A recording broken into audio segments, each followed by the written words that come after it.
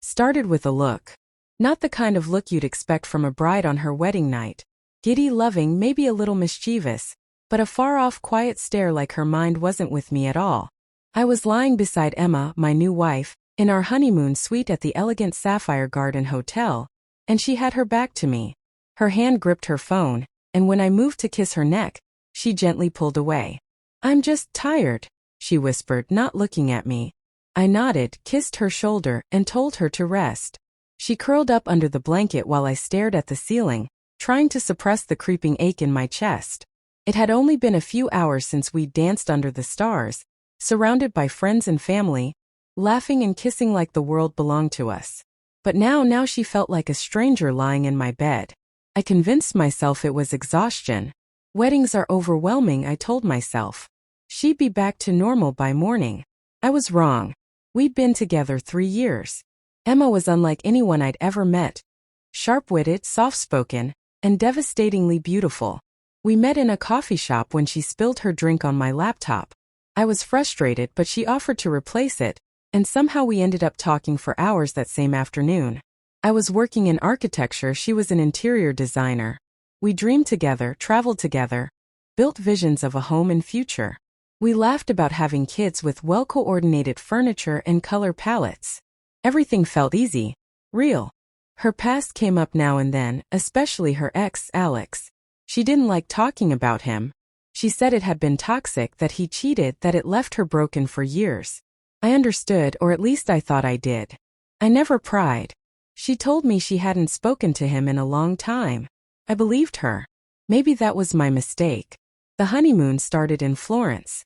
I'd planned it all: private wine tastings, horseback rides through the countryside, candlelit dinners in villas overlooking the city. But Emma, she wasn't really there. She smiled, yes, took pictures, said the right things, but her kisses were distracted, her laughter delayed, her eyes distant. I brushed it off again and again. Jet lag, she said. Hormones, she added another day. Headache. Excuses wrapped in soft tones. One night I tried to initiate intimacy. We were in this beautiful loft with exposed beams and flickering candles. I moved to kiss her neck, whisper something dirty, but she pulled away. "I'm not in the mood," she muttered. I swallowed hard.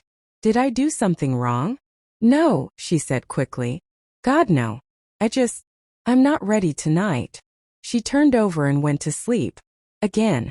I laid there, heart pounding, something heavy taking root in my gut. It happened on a quiet Tuesday morning, 1 week into our honeymoon. Emma was asleep. I was digging through my jacket, looking for our tickets to the Uffizi Gallery, when I found a folded paper in the inner pocket.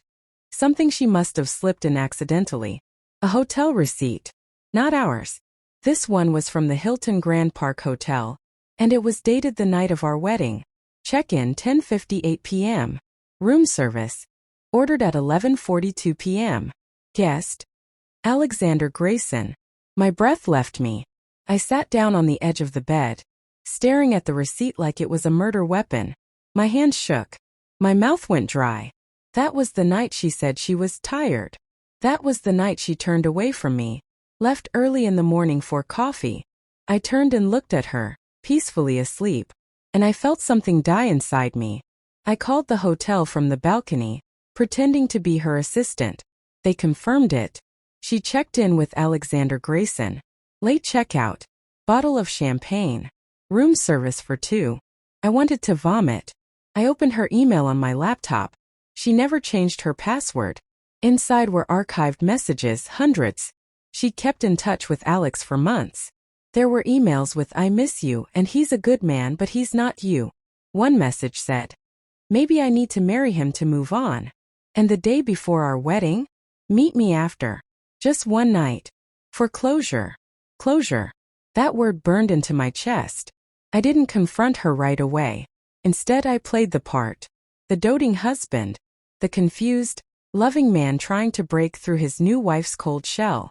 I kissed her forehead in public, held her hand through tours, whispered, "I love you," while she responded with a weak smile. I gave her everything because I wanted her to remember what she destroyed. When we returned home, I made my moves quickly. I filed for annulment. With proof of infidelity within the first 30 days, I had a solid case. I closed our joint accounts, moved out money I had contributed, and transferred the lease into her name. I started sleeping on the couch while she claimed work stress for why she barely touched me anymore. 2 weeks later, I told her I had planned a surprise. We got into the car. I drove her to my lawyer's office. "What are we doing here?" she asked, confused. I handed her the envelope with the annulment papers. She flipped through it slowly. Then I pulled out the hotel receipt and placed it in her lap. Her face drained of color. She didn't say a word for a full minute. Then, "It was a mistake," she whispered. "It meant nothing. You left me on our wedding night," I said quietly. "You crawled into another man's bed while I slept alone. You took vows with me, then ran back to someone you claimed was toxic." Her eyes filled with tears. "I was scared," she said, "of commitment, of losing myself. I needed to say goodbye to him. You did that by screwing him one last time?" She sobbed. "I didn't mean for it to happen that way." "But you let it happen," I said coldly. "You destroyed everything. And the worst part? You kept pretending like nothing happened." I stood, leaving the documents in her hands. "This marriage is over." She tried to call, text, email. I blocked everything. But 3 weeks later, I received an email from Alex. "I didn't know she was married. She told me you were having issues, that you were separated. I didn't know she had just married you. When I found out, I cut her off. I'm sorry, man. She used both of us." That didn't make me feel better. But it confirmed the truth. She never let him go. I moved out, changed my number, went to therapy,